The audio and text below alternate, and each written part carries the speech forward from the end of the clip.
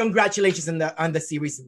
It's made for those who love movies and the people who make them, and I love it. Yay, that's good.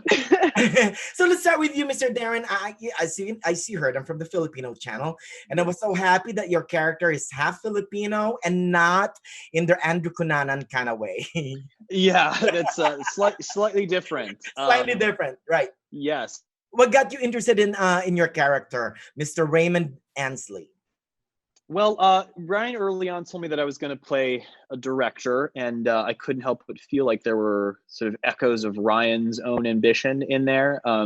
He ultimately decided that he wanted to include the Filipino thing, which I was happy he did, and I didn't realize sort of the impact of that. And I've kind of had a huge learning curve in the past few years as far as what that means to other people, particularly because I'm so white passing. That's like a term I never even knew or considered. So am I. Yeah. Listen, there's new terms every day. I'm learning. It's a moving target, the nomenclature. So, but that's a thing that I've had to kind of think about for the first time my entire life. It was never something that I considered. I just kind of was who I was and cast whoever I was cast at, and then it wasn't until I think it was more public knowledge to people like Ryan that I had Filipino heritage, that he wanted to include that in this narrative. And so Raymond is somebody who, because of that heritage, feels a need to kind of use whatever access he may have, being a white passing person, to kind of send the elevator down or up to his colleagues, particularly centralized around Anna May Wong, who was a real life, very famous story, one of the first Chinese American actresses, at least with the success that she had. And so she was kind of a tragic figure in her own right. And, Raymond kind of takes it upon himself to use film as a vehicle for social justice, which is not too dissimilar from what Ryan Murphy does for all people.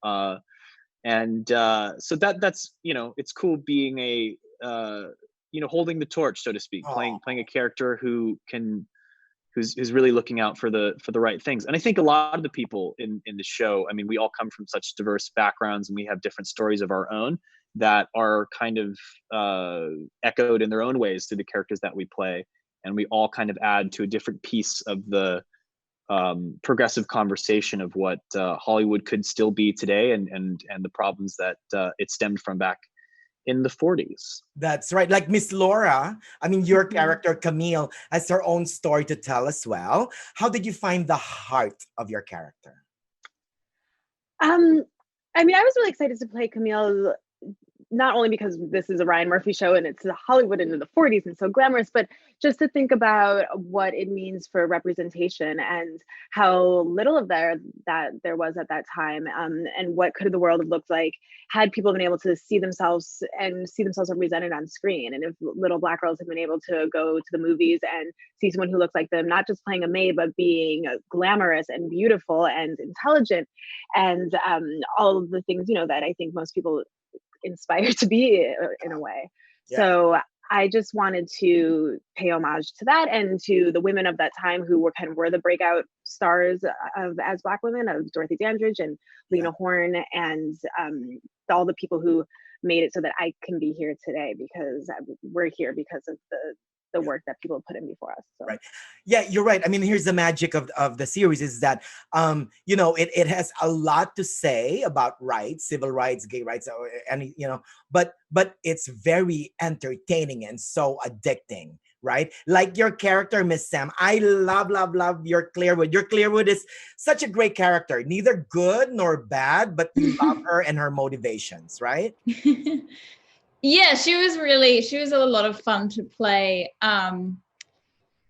She definitely is overly ambitious, and uses every utensil or piece of gossip she can to further herself. And I think the turning point is that when she meets Camille, or at least when she really gets to know Camille, her heart breaks, and the sort of rose tinted glasses come off, and she can see Hollywood for what it really is, and that there's a massive injustice, and she starts fighting for her somewhat intensively as well, just as ambitiously as she was for herself. Oh, I love the series. Again, I can't wait for season 2.